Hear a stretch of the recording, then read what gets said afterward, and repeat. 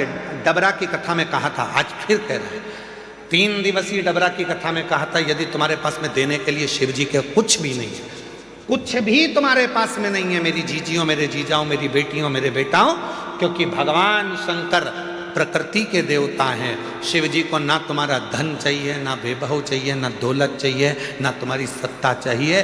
शंकर भगवान को देने के लिए कुछ भी नहीं है, तो बस उसको दर्शन कर लो, नेत्रों से निहार लो, उस शिवलिंग का दर्शन करो, वो तुमको सुख देगा, सुख देगा।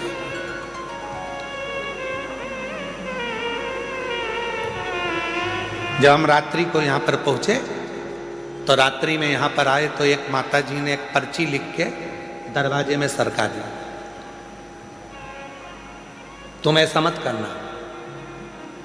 एक माता जी ने पर्ची लिखी और दरवाजे में सरका दी। हमने आशीष से बोला कि पर्ची उठाना जरा, आए थे बस, अंदर गए, प्रवेश करा और कमरे में जैसे पहुंचे तो पर्ची पड़ी थी, तो हमने उस पर्ची को पढ़ा।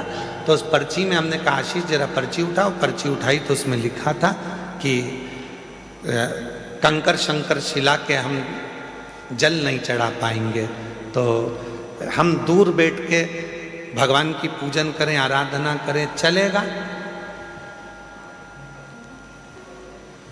हमारा निवेदन है, लाइक चाहते हो तो डीपी के पास जाने की जरूरत नहीं है, कनेक्शन तुम्हारे पास में है। तुम जहां बैठकर कंकर शंकर की धरा पर उस शिव को याद करोगे, वो वहीं आकर दर्शन देगा।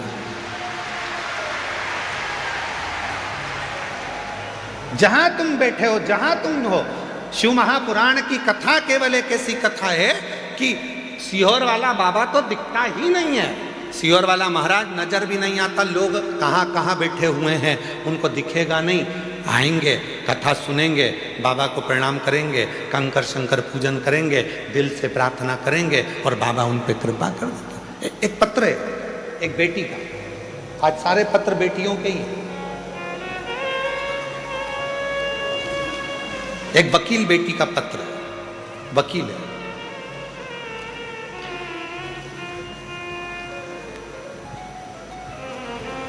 मैं सरोज परिहार जोधपुर राजस्थान से आई हूं। कहीं बैठी हो सरोज जी परिहार? आप ही हैं? ऐसा हाथ हिला दो एक बार वापिस जी। आ जाइए, एक बेलपत्र लेकर जाइए। मैं सरोज परिहार जोधपुर राजस्थान की निवासी हूं। मेरा मोबाइल नंबर ये है। मैं और मेरी ननंद बाईसा आपकी कथा वर्ष 2019 से सुन रही हैं। हम दोनों पिछले 5 सालों से लगातार रुद्राक्ष अभिषेक में, यहाँ रुद्राक्ष महोत्सव में आते हैं। ऐसा कोई साल नहीं गया जिस साल मुझे मेरे भोलेनाथ ने नहीं दिया। रुद्राक्ष महोत्सव कर कर जाती हूँ और 3 से 4 महीने में बाबा मुझे कुछ ना कुछ देता जरूर है।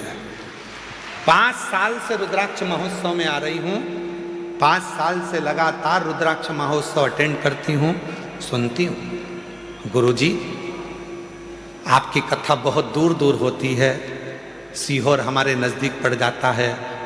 हम लोगों के भाग्य हैं जो साल में 2 कथा गुरु पूर्णिमा की और रुद्राक्ष महोत्सव की मिल जाती है, तो हमारे तो पंडाल की कथा पूरी हो जाती है। गुरुदेव, मेरी 2 बेटियां हैं।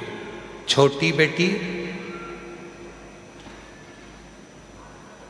बड़ी बेटी का साथ में विवाह हुआ दोनों का, छोटी का भी बड़ी का, पर छोटी बेटी का ससुराल सही नहीं होने की वजह से उसको तलाक हो गया। उन लोगों ने बेटी के बारे में गलत गलत उठाना चालू करा कि इसकी बच्चेदानी नहीं है, बच्चादानी खराब है, बच्चादानी है ही नहीं। ऐसी अफवाह उड़ाई कि बेटी दिन भर रोती थी। गुरुदेव, 2018 में मेरी बेटी की शादी दूसरी करा दी।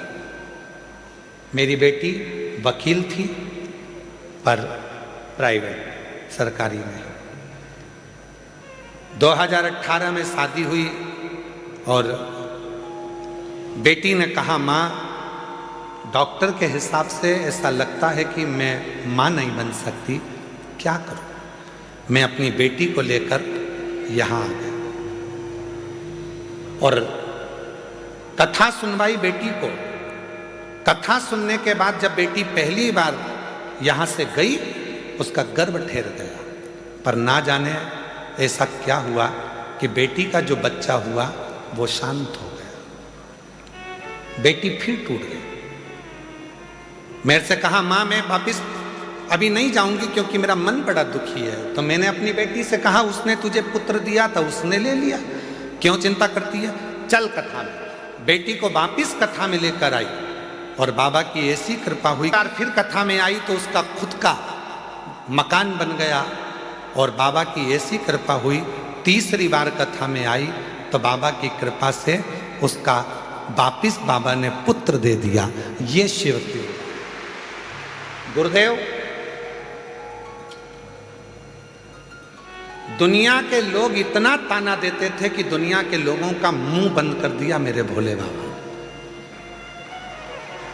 दुनिया के लोगों का मुख बंद कर। शिव कथा करती है।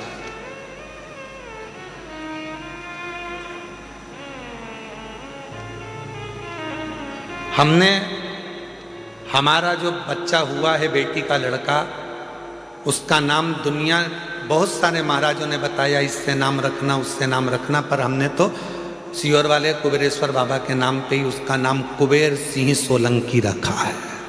हमने उसका नाम कुबेर सिंह।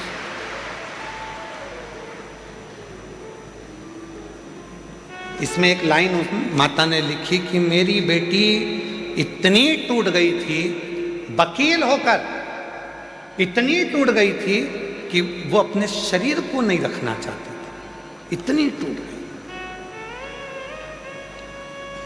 हिम्मत दी शिव ने, सीहोर वाले महाराज ने नहीं। और फिर निवेदन है, तुम सीहोर वाले महाराज के चक्कर में पड़ना भी मत, बिल्कुल भी। तुम चक्कर में पड़ना वो कुबेरेश्वर बाबा के, तुम चक्कर में पड़ना वो काल अधिपति महाकाल के, तुम चक्कर में पड़ना वो विश्वनाथ, हमारे नहीं। तुम्हारे चक्कर में हम बाहर नहीं निकल पाते हैं। कहा है सोमानी जी, सही है कि तुम सबके चक्कर में हम बाहर नहीं निकल पाते। कभी मन भी करता है कि इतना बड़ा मेला लगा हुआ है, इतनी बड़ी मेला चल रहा है, चलो थोड़ी देर भोजनशाला चलकर देख लें, सबसे मिल लें। वो मिलना तो गया, तुम्हारी भोजन की थाली रख रख के तुम सब माँ इकट्ठे हो जाते हो और हमको डर लगने लगता है कि कहीं तुमको तकलीफ ना हो जाए।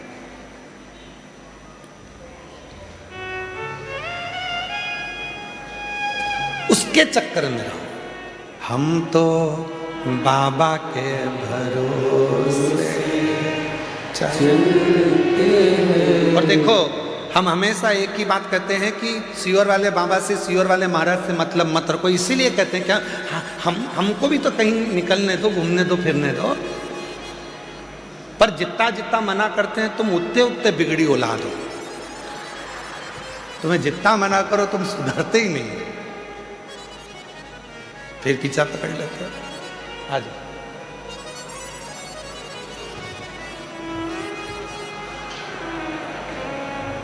बाबा ने हमको चलना सिखाया, बाबा ने हम।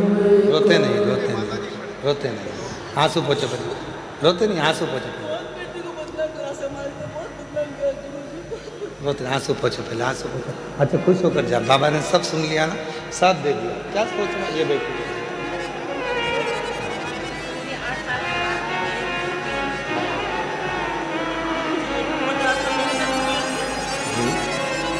देखो पता है।